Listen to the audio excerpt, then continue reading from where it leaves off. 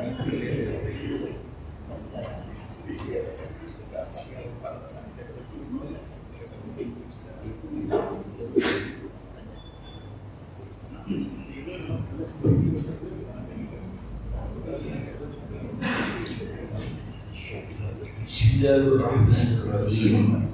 Ila hadratin Nabi Mustafa Rasulullah sallallahu alaihi wasallam ya bani anbiya muslimin wa sahabat ajma'in ulama salihin musyrikin wal muqallaf fi sirri ya baina ummahatina wa jadalina wa jaddatina wa amina wa amatna akhwana akhlaqin musyrikin muslimin wal muslimat wal muslimat musyrikin bi Muhammad Ar-Rahman iwadi ya syekh mahfuz Muhammad Rawi, Nuri Syekh bin Syekh Salafari, Nuri Syekh bin Syekh Ismail bin Syekh Al-Yamani, Nuri Syekh Muhammad Baqi bin Nafsu bin Nuri Syekh Muhammad bin Sumad, Nuri Syekh Muhammad bin Hazam, Nuri Syekh Irfan bin Nuri Syekh Abi Syekh Al-Qaf, Nuri Syekh Abu Muhammad bin Al-Maghribi, Nuri Syekh Muhammad Amin Al-Al-Baqi, Allahumma al-Fatihah.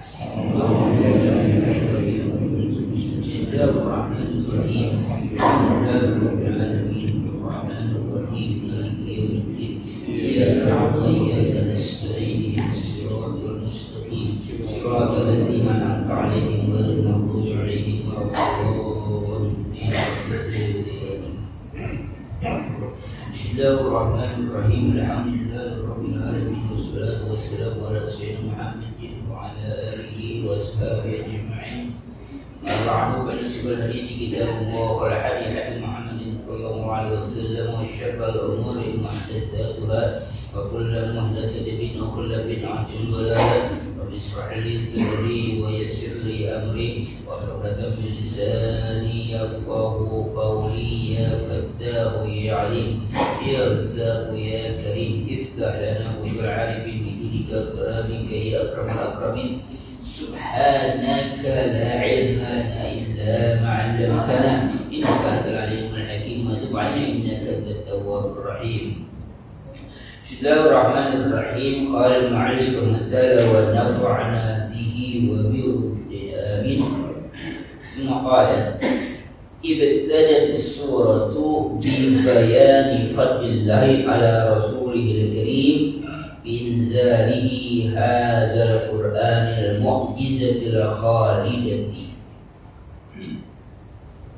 Ibtadat as-surah, surah ini memulai dengan bayani fadlillahi ala rasulil karim, dengan menceritakan keutamaan Rasulullah sallallahu alaihi wasallam. Apa keutamaannya? Bi inzalihi hadzal qur'an, dengan diturunnya Al-Quran ini kepada Rasulullah. Karena apa dia menjadi lebih utama atau mulia? Al-Mu'jizil Khalidati, karena Al-Quran itu adalah mukjizat yang abadi. Sebelumnya kita sudah bicarakan, mukjizat itu bisa jadi mukjizat kalau dipegang oleh pemiliknya. Tongkatnya Nabi Musa mukjizat ketika di tangan Nabi Musa alaihissalam.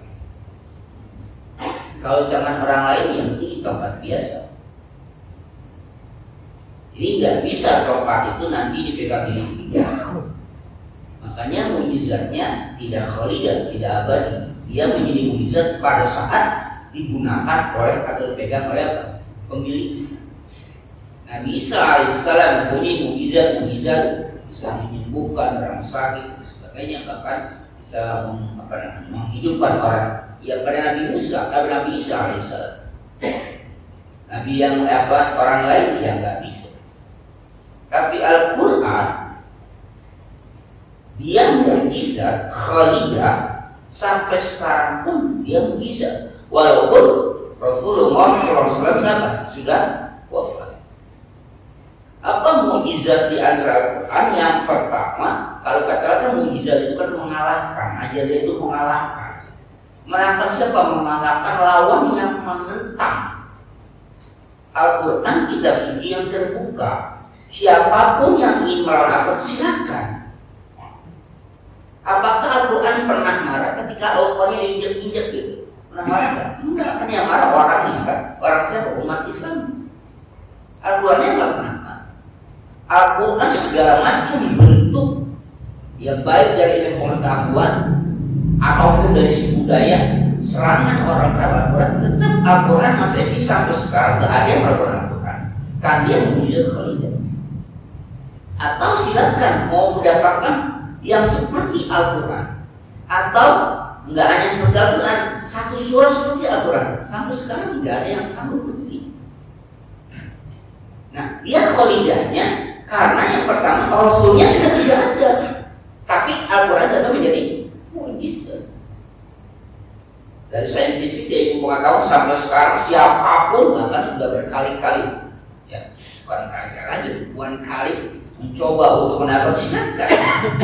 Bahkan Boris Mokhel itu yang dalam bahasa Prancis itu Leslie la Bible la Quran itu, dia melihat antara Bible dengan Al-Quran mana yang lebih dekat dengan sains dan pengetahuan. Ternyata yang mendekati kebenaran dengan sains itu adalah Al-Quran. Ini penelitian dia, padahal dia bukan orang Islam, tapi penelitian dia dengan pendekatan sains, Al-Quran lebih mendekati kebenaran dari apa? Tinjauan sains. Tapi pada tahun 1992 atau 93, waktu ke Indonesia, dia bertanya, tapi kalau saya yakin bahwa Al-Quran itu benar, tapi apakah saya seorang Muslim?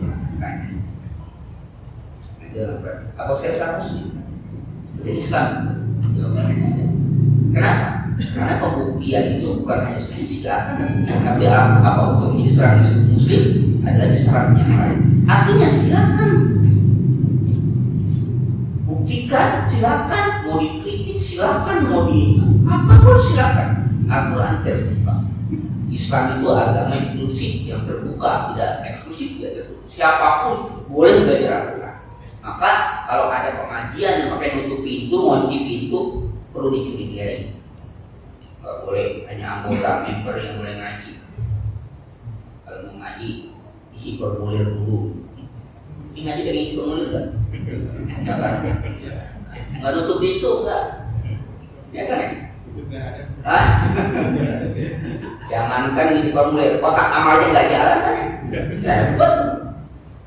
Islam terbuka silakan. Mau ngaji tuh nggak ada pengajian itu tertutup, nggak boleh hanya member aja yang boleh ngaji di sini. Untuk jadi member harus ngisi dulu, ada jaminan dulu, deposit itu nggak ada Islam seperti itu. Kenapa? Karena mau bisa, kalau pernah itu silakan dia, mau diapakan silakan, mau dikritik silakan, isinya mau dibuktikan silakan, terbuka. Berapa banyak orang yang melawan Al-Quran, akhirnya duduk dengan Al-Quran, dia baru masuk Islam. Maka penelitian sekarang itu kitab suci yang paling banyak diteliti, yang paling banyak dibaca, yang paling banyak keluar masuk dalam banyak lab, ya. Laboratorium penelitian Al-Quran. Di Eropa itu paling banyak yang dibicarakan, paling banyak yang diteliti, paling banyak yang dibaca, keluar masuk perpustakaan, keluar masuk penelitian itu Al-Quran. Itu penelitiannya real, datanya real, bukan hanya sekedar hayalan atau tidak ada data Al-Quran. Maka wajib katakan apa? Al-mu'jizatil khalidah, dia mukjizat yang abadi. Yakin itu. Karena jamin Allah, inna nahnu nazzalna dzikra wa inna lahu lahafizun. Sesungguhnya kami yang menurunkan al-dzikra, Al-Quran, wa inna lahu lahafizun. Kami juga yang akan menjaganya. Tidak akan pernah Al-Quran bisa dipalsukan, tidak akan pernah Al-Quran bisa dihinakan. Sekalipun umat Islam yang nggak bisa ngapa-ngapain, ketika Al-Quran dihinakan, sang pemilik Al-Quran yang akan turun tangan. Allah yang akan turun tangan. Berapa banyak yang coba menghinakan Al-Quran, nggak diapa-apain, dia mati juga. Ya, sudah apa-apain, mati juga ya. Biarin aja. Ya. Apalagi isi dari surah Al-A'raf, wa tadzkirihi bi awwalin na'mai wa yata'abbadu rabbahu bi ghairi ikhtira. Surah Al-Alaq ini juga awal-awalnya berbicara tentang di awal nikmat yang diberikan kepada Rasulullah bahwa huwa yata'abbadu rabbahu bil ghairi, yaitu beribadah kepada Tuhan yang di luar Hira. Ini belum jadi nabi, ya, ini belum jadi nabi. Jadi kenikmatan yang pertama kali diperoleh Rasulullah SAW adalah ketika Rasulullah beribadah, mau ibadah. Bukan ibadahnya, mau ibadahnya. Itu belum jadi Rasul, belum diangkat jadi Rasul. Karena Rasul itu di atas apa? Rumah itu kan rumah. Nabi itu ke Gua Hira itu ke rumah. Kalau Bapak pernah ke Gua Hira, walaupun nggak sampai lubangnya, kan apa? Menurut guanya ke atas itu kalau kita itu kan ini sekarang. Kalau kita bayangkan, Nabi itu tahu dari mana kalau itu ada gua gitu. Nabi tahu dari mana kalau di atas apa? Ada gua. Dan gua itu memang mulut itu menghadap ke arah Ka'bah. Kalau sekarang emang tak banyak kelihatan, tapi sekarang bonus kelihatan gitu apa namanya? Atau ya, yang tinggi itu kelihatan dari situ. Tapi yang Nabi kan nggak kelihatan, mungkin gunung semua itu kan. Nabi tahu dari mana kalau itu ada apa? Ada gua. Itu nggak habis itu. Dan naiknya itu ya sekarang udah ada anak tangga. Zaman Nabi nggak ada tangga.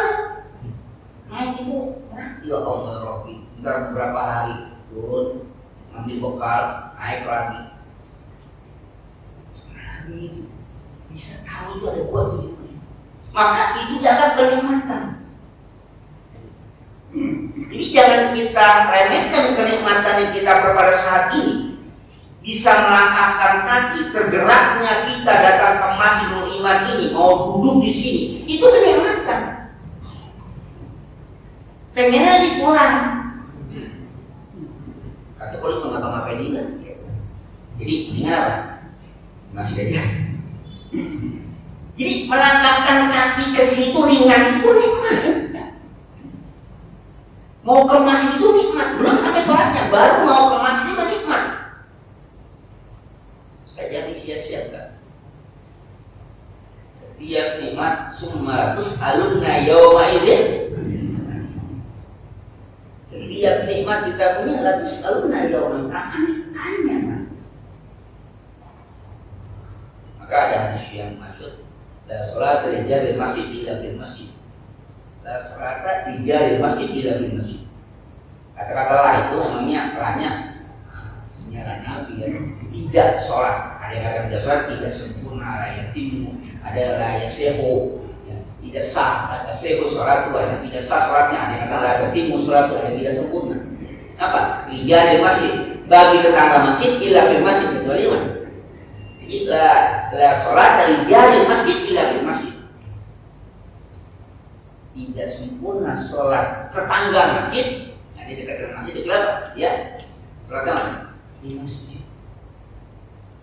Maka ketika itu waktu kata Rasulullah kan juga, ya, aku ini juga.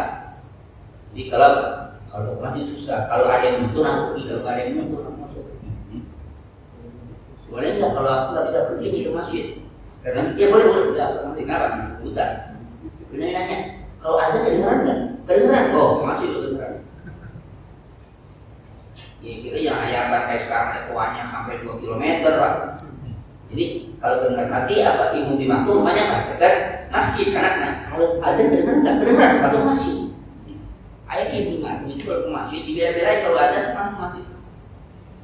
Satu hari jalanan becek, dia ke masjid jatuh, pulang lagi. Masjid jatuh, pulang lagi. Di foto kan pulang lagi. Akhirnya udah 3 kali, ada yang nuntut sampai ke masjid, sampai ke masjid. Ada yang nuntut dia. Tahu nggak siapa yang nuntut? Setan. Yang nuntut iblis. Karena cuma tuh buta nggak tahu ya. Yang nuntut iblis sampai ke masjid. Dan iblis mungkin manusia ditanya, kenapa kamu bantuin dia ke masjid?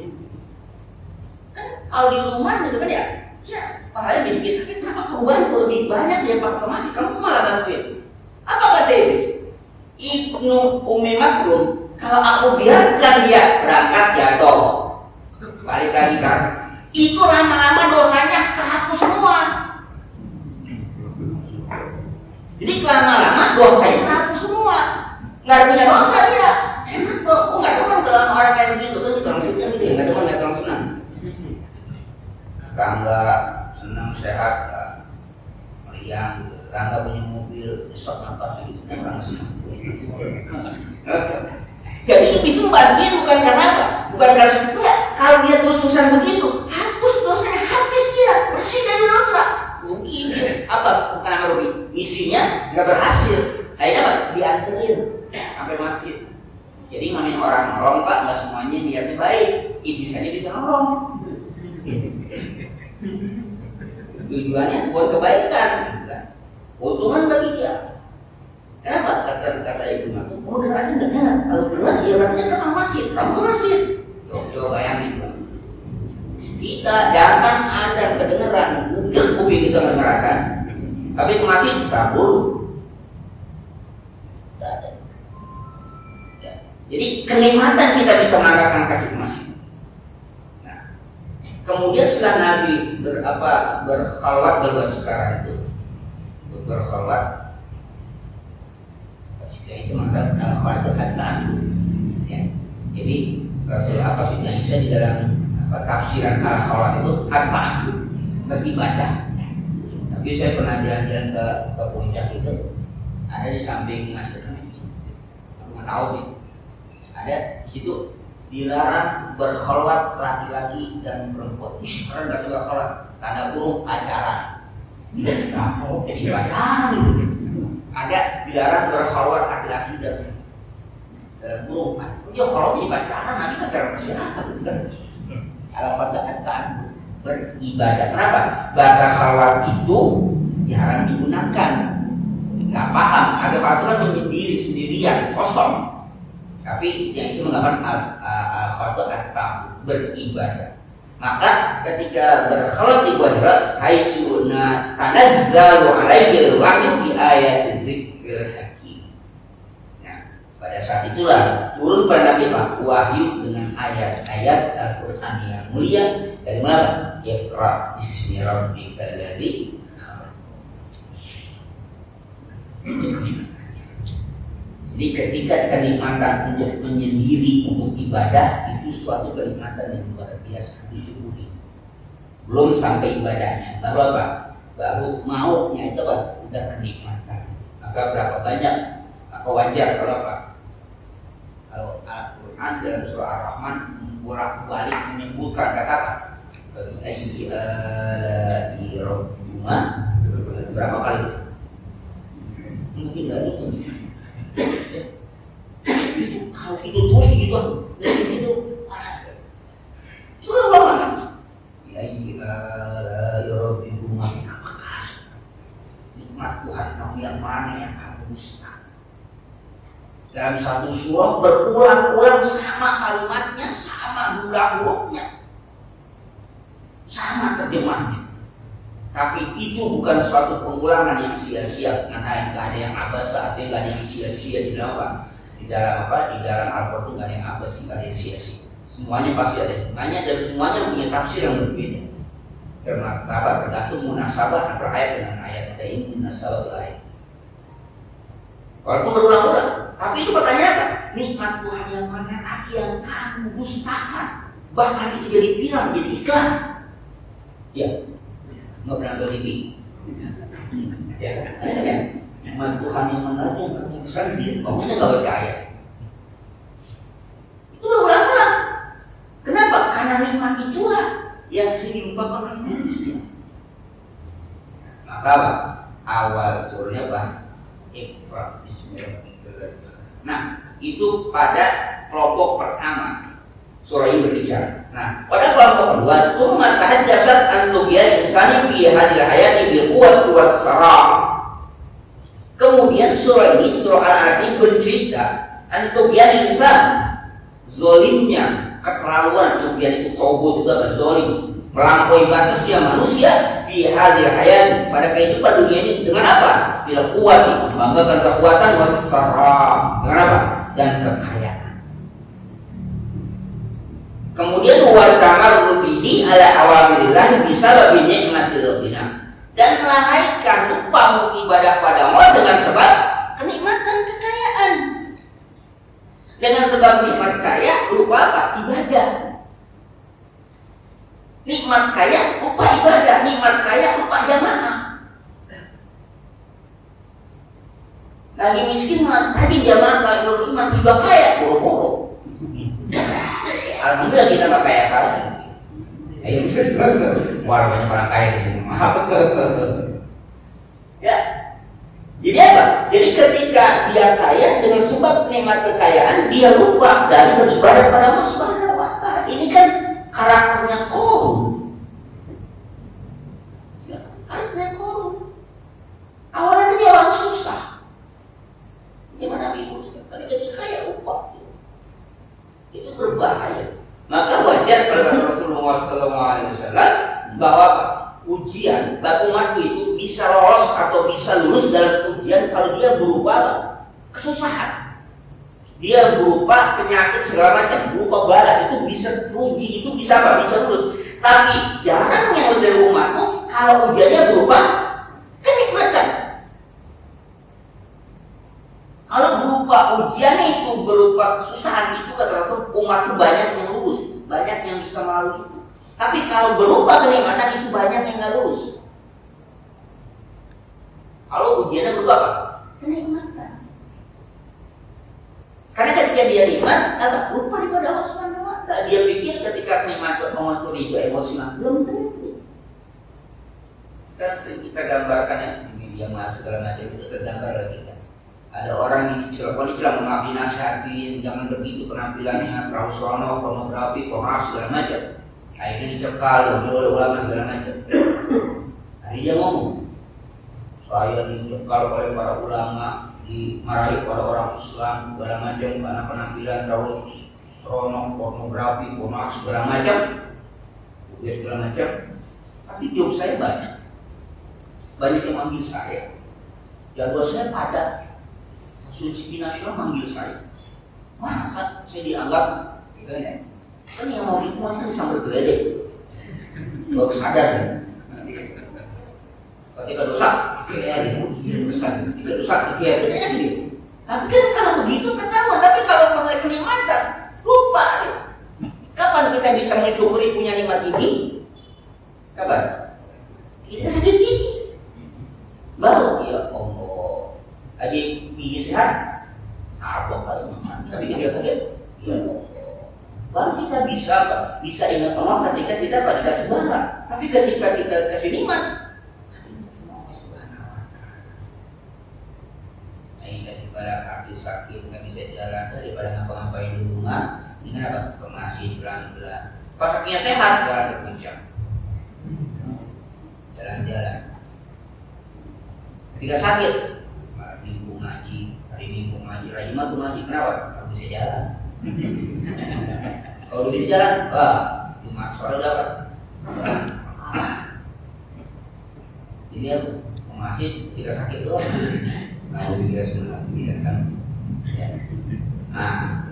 Nah, ketika Allah berikan itu, wa kana al-wajibu an ayyashkura rabbahu ala al-dhalim. Nah, maka wajib bagi Rasul mensyukuri Tuhannya atas karunia Allah Subhanahu wa Ta'ala. La ayyad hadan nikmat. Ingat, tidak mengingkari kenikmatan wa zakarahu lil-udati ila rabbi yunala jaza. Dan surah ini memperingatkan kepada Rasulullah untuk audah, nanti kembali ke akhirat ila rabbi yunala jaza, supaya memperoleh balasan apa yang kalla innal insana la yaqra ar-raha ustana inna ila rabbikal rujuu. Di fase kedua, ya, bagian kedua. Nah, ini pertama tentang tentang keutamaan Al-Quran, yang kedua tentang kenikmatan dan apa? Tugiannya, togutnya, lalainya, zalimnya manusia dan kenikmatan. Nah, kelompok yang ketiga sumatana wa qissatu Abi Jahal Fir'aun hadhil ummati. Kemudian nanti di surah ini berpindahlah tentang kisah Abi Jahal. Kata Mufasir, Abi Jahal itu apa? Fir'aun hadzal ummah. Fir'aunnya umat Nabi Muhammad siapa? Jahal. Fir'aunnya umat pada masa itu Abu Jahal. Maka ada para ulama mengatakan setiap generasi ada Fir'aunnya. Setiap generasi ada Fir'aunnya. Masa Nabi Fir'aun Abu Jahal. Masa sekarang tahu. Ya. Ada Fir'aun? Ada. Siapa? Yang nggak tahu juga siapa.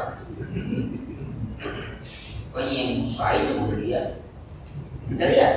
Kenapa Abu Jahal itu disebut Fir'aun pada masa Nabi? Ya. Allazi kana yatawa'adul rasul wa yatahadu. Kenapa? Karena dia itu apa? Yang mengancam Rasul.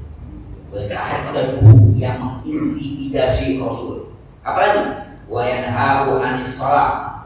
Apa ya? Yang melarang Rasul apa? Salat. Intisaran lil awsani wal asnam. Karena dia menolong apa? Para berhala dan kepekong. Ara'aita alladzi yanha 'abdan idza salla. Jadi cirinya ada. Kenapa disebut Fir'aunnya Abu Jahal itu? Yang pertama, dia mengancam Nabi. Apalagi dia tahaddan, mengintimidasi Nabi. Pun Abu Jahal yang paling sewot. Apalagi wa yanhahu 'anis shalah, melarang Nabi untuk sholat. Kenapa? Intisar lil awsan, karena membela berhala-berhalanya, kepekong kesembahan-kesembahannya.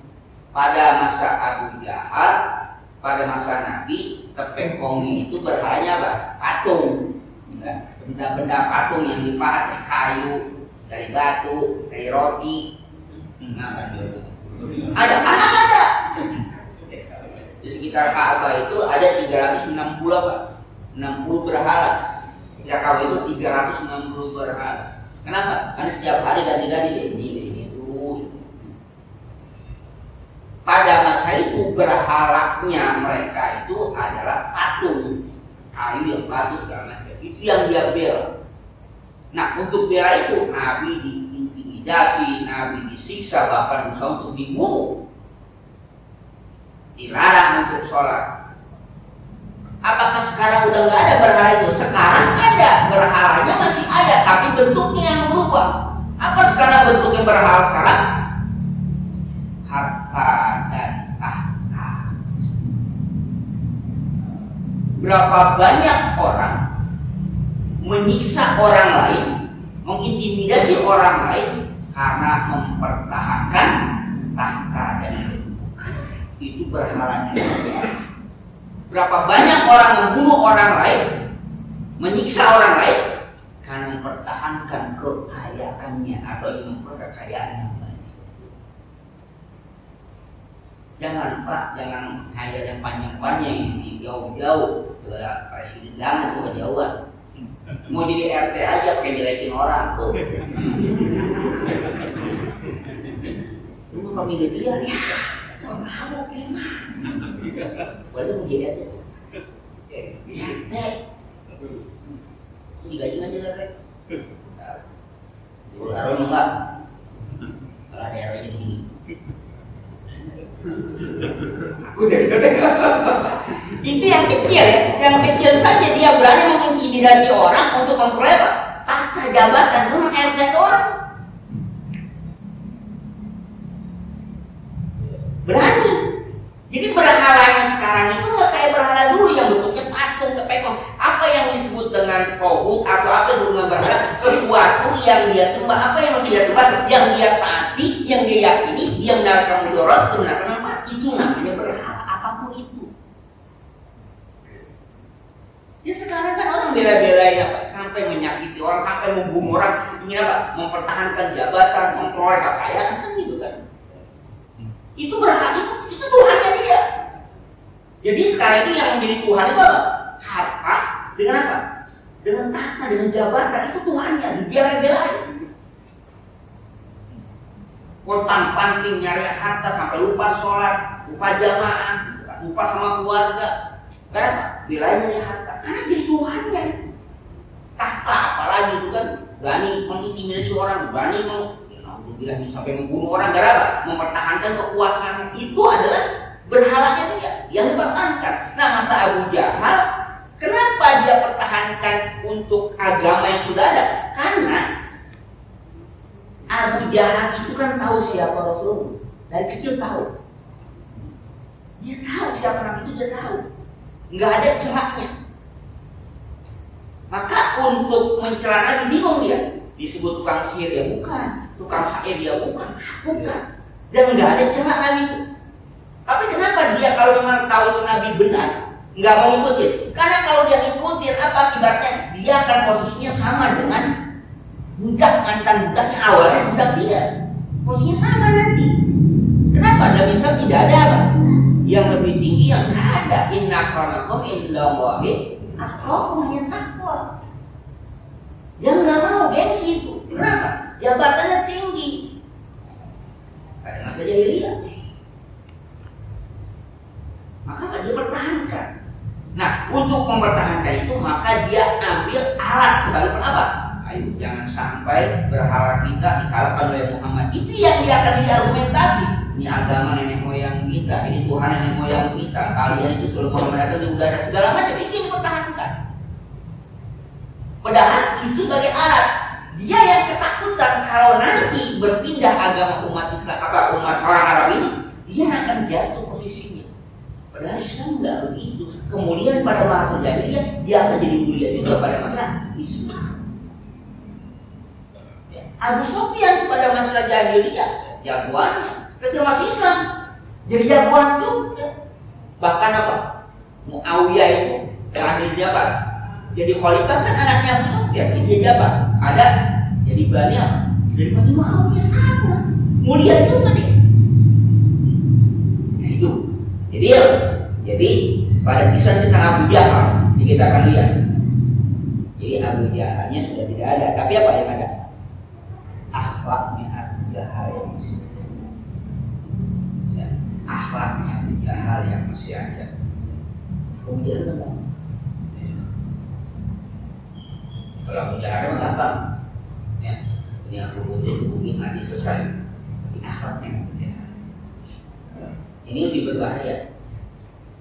Kayak contoh hadis mengatakan kalau masuk bulan Ramadan, setannya baik. Suruh syaitan dirangkai.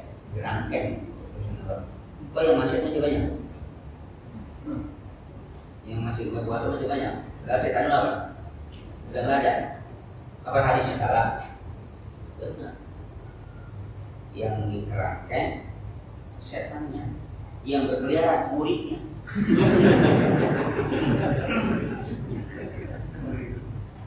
Yang wataknya. Saya gambarkan begini. Kalau kita masuk hotel, ada larangan, dilarang membawa durian. Ya, saya gambar durian ya. Tahu hotel mana itu? Ini hotel ya. Dilarang bawa durian. Karena teman itu kena, ya kita sama santrinya, masya Allah. Karena ada jabatan saya. Kamarnya kamar muda saya, jadi ajak juga gitu. Pulang ke malam ada dengan teman. Lagi buka tuh telepon dulu. Pagi-pagi langsung dimakan berapa? Ada apa itu? Alhamdulillah bilang, temen tidak 400.000 karena ada peraturannya. Padahal dia nggak bawa, santrinya bawain. Ketika bawa tuh di packing cakep gitu. Dia namanya dimakan kan, buat bunga gitu. Akhirnya sudah maaf dan petrol, lumayan juga kan. Masuk sampai ke mana? Masuk mana? Restoran makan dari mana? Ini baunya enak banget. Gampang nggak kedengeran ini, nggak kedengeran namanya. Boleh nggak kedengeran? Nggak enak banget, ketiduran kan, nggak makan. Langsung besok dipanggil dong. Nggak boleh bawa durian Pak. Tapi kalau bawa es krim rasa durian boleh nggak? Boleh nggak? Atau bawa kue rasa durian boleh nggak? Boleh. Ada rasanya tuh durian. Ada, boleh nggak? Bukan durian? Rasa durian? Duriannya bukan. Tapi boleh kan ya? Jadi yang nggak boleh Pak? Duriannya. Kalau rasa durian boleh. Jadi iblisnya itu sudah dikerangkeng, yang berkhianat rasa iblis. Perbuatannya rasa iblis. Iblisnya nggak ada, maka iblis adalah makhluk Allah yang sukses dalam mendidik. Makhluk Allah yang mendidik iblis. Kenapa? 11 bulan dia mendidik manusia supaya kayak iblis, 1 bulan jadi iblis semua. Iblis sudah nggak ada. Kata Nabi, inna syaitan yajri majradda. Iblis setan itu mengalir di aliran. Hati-hati, iblis itu apa? Yajri majradda tersebut, mengalir di aliran apa? Di aliran darah. Jadi iblis itu selalu ada pada diri kita. Dan jangan apa? Jangan kasih kesempatan dia untuk apa? Untuk menguasai kita. Ya. Maka pada zaman jahiliyah, zaman Rasulullah apa? Abu Jahal disebutnya Fir'aunnya biasanya. Pada masa sekarang masih ada seperti Abu Jahal atau seperti Fir'aun dengan sifat-sifatnya. Dengan sifat-sifatnya. Nah, kemudian yang terakhir, wa qatalat as-suratu bi wa'idi dzalika syakil kafika bi asyadil iqabi in istamarra ala dhalalihi wa tughyanihi. Kama amara Rasul al-Karim bi adamil qoi ila wa'idi dalikal mujrimil azim kalla illam yantahi nasfa'a bin nasiyah ila kanis surah. Kemudian surah ini ditutup dengan ancaman pada orang yang sakil kafir, orang yang celaka, yang kafir. Itu ancaman. Apa ancamannya? Biasadil iqab, dengan siksa yang sangat berat. Ini stamarah ala dolarihi wa tughyan. Kalau kesesatannya, kalau kejahatannya stamarah apa? Berlanjut terus. Kama umur Rasul Karim, sebagaimana apa? Sebagaimana Rasulullah SAW diperintahkan apa? Di adami isbah ila wa'idi dalikal mujrasi, supaya tidak mendengarkan ancaman orang-orang yang berdosa itu. Abu Jahal mengintimidasi, mengancam. Tapi coba Bapak diajukan, jangan dengerin ancaman mereka, jangan takut ancaman mereka. Maka Abu Jahal tewas di mana? Di perang Badar pada tahun 2 Hijriah. Abu Jahal itu tewas di perang Badar. Dan tewasnya apa? Amanah kecil. Karena dua anak yatim, ngapain yang menawasnya? Loh, apa maksudnya kan mati-mati juga? Ya beda Pak. Kalau jenderal mati sama jenderal wajar. Kalau main catur disekak sama step bagus. Kalau main catur disekak sama prajurit, nggak bisa main catur. Istilahnya kalau jenderal mati sama jenderal, ya itu aja seimbang. Lah jenderal matinya sama kopral, ini bahaya. Dari penghinaan itu. Kalau berita sama atau jangan. Udah lewat. Ya. Jadi Abu Jahal itu terhina, mati terhina apa terhina? Matinya apa? Anak bocah mati jadi. Anak ya. Dia terhina dia. Kenapa? Karena memang Rasulullah sukain Abu Jahal itu. Ketika dia datang dengan 7 orang temannya dekat-dekatnya kafir Quraisy pada saat Nabi sedang sujud, diapain? Dilemparin apa tuh? Saat sujud apa namanya? Kotoran perut isi kotoran bangkai konta itu bingung. Dia apa? Ditimpa di sini. Sampai si timpa 5 nangis. Lihatnya kan. Maka jangan nangis. Allahumma alaika ya Abu Jahal. Allah, ya Allah. Itu yang ada. Setelah Rasulullah doa gitu kan, dia apa? Di Mekah, dia di Ka'bah, kabur. Kok kabur? Jahat-jahat Abu Jahal. Takut juga Pak berdoa Nabi. Takut. Kenapa? Pertama, dia tahu Nabi itu orang jujur. Doanya dianggap saja Pak. Yang kedua, dia berdoa di samping Ka'bah. Dan Ka'bah itu menjadi tempat ibadah bagi Abu Jahal juga. Walaupun ada berhala, tetap dia takut. Jadi ketika Nabi sumpahin, kabur semuanya. Maka Abu Jahal itu sebenarnya pada perang Uhud, perang Badar itu nggak mau berangkat dia. Nggak mau berangkat. Jadi setiap dia kemana pun bini selalu bilang hati-hati supaya Muhammad.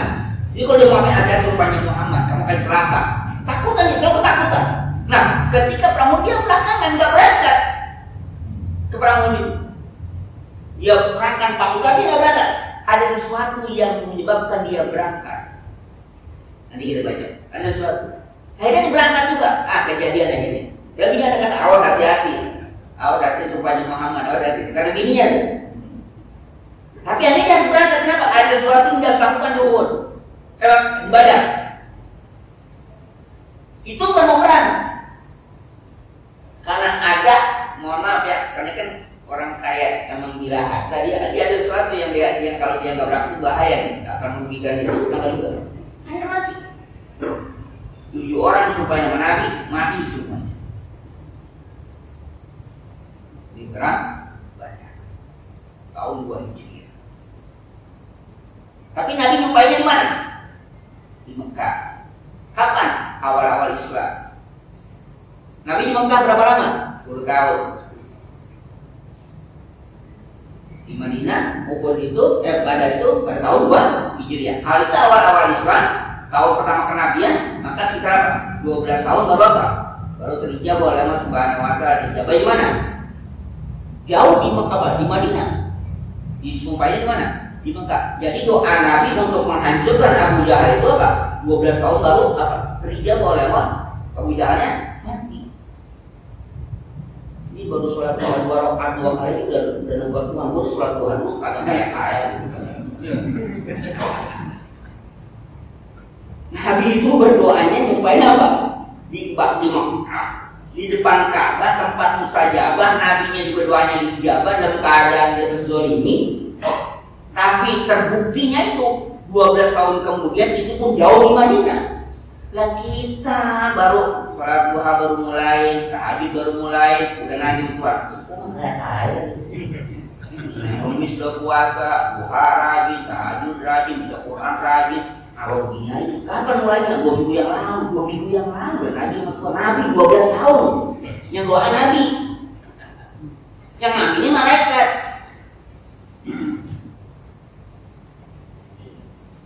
Ini apa? Dia pernah putus asa untuk berusaha kepada yang putus asa. Kayak Ibu Ngaji rajin banget, malam Senin ngaji, malam Kamis ngaji, Minggu ngaji, maka pintar-pintar pokoknya. Mau pintar mau ngapain kok? Di Ustaz, banyak saya saingan itu. Udah ngaji aja. Jadi Ustaz nggak usah apa? Mungkin tak anaknya jadi Ustaz, ya cucunya jadi Ustaz gitu kan.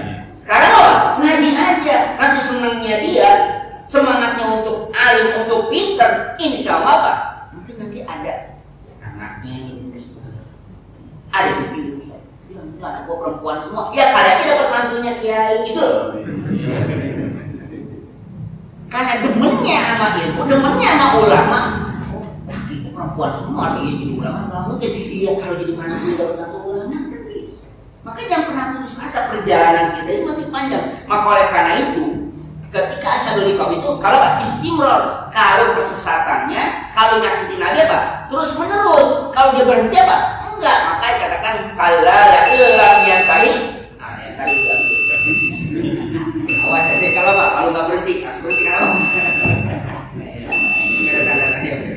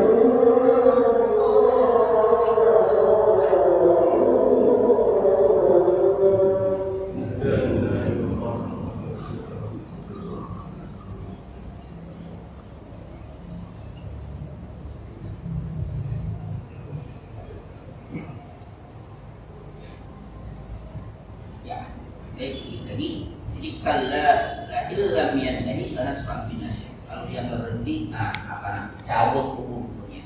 Tapi bagaimana Rasulullah? Tanya di atas apa hukumnya ini penutupnya apa? Kalla la tuti'hu wasjud. Jangan kamu ikuti, jangan kamu taati. Wasjud, sujud saja pada Allah dan berkata.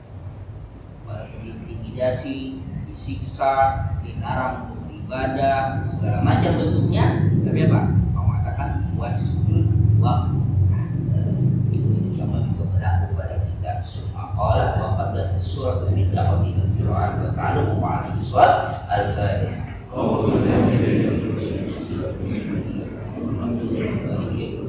Iya kenapa ya nasta'in wa nusta'in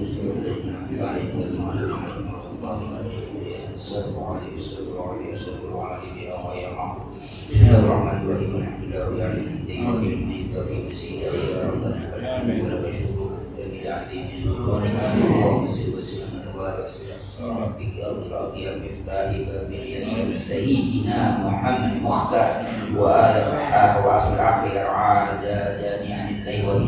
وانفعنا لمتنا علمنا ما ينفعنا وارزقنا علما ينفعنا وزدنا علما ولهذا نعوذ بالله من النار وارزقنا علما نافعا وفهما زكيا قبل قلبا منارا ولسانا لا تغرقنا جميلا ورزقا كثيرا واسعا حلالا طيبا باركا فيه قولا صالحا فقيها عريفا اديبا عالما توفيقا حسنا من رحمتك يا ارحم الراحمين اللهم أرنا الحق حقا وارزقنا اتباعه وارنا الباطل باطلا وارزقنا اجتنابه من هذا محروما وتفرقنا من معصوما وثبت قلوبنا على محبة رسولك وصلى رسول الله وتوفنا على منة رسولك واسترنا في زمرة ناجية ويتم بنا سوء حبك وحب ما يحبك وحب ما يقرب إلى حبك اللهم اجعل حبك أحب إلينا مما يتزمع ربنا تقبل منا إنك أنت العليم وإنك أنت الرحيم ربنا الدنيا حسنة وفي الآخرة حسنة وقنا عذاب النار وصلى الله على سيدنا محمد النبي الأمي وعلى آله وصحبه وسلم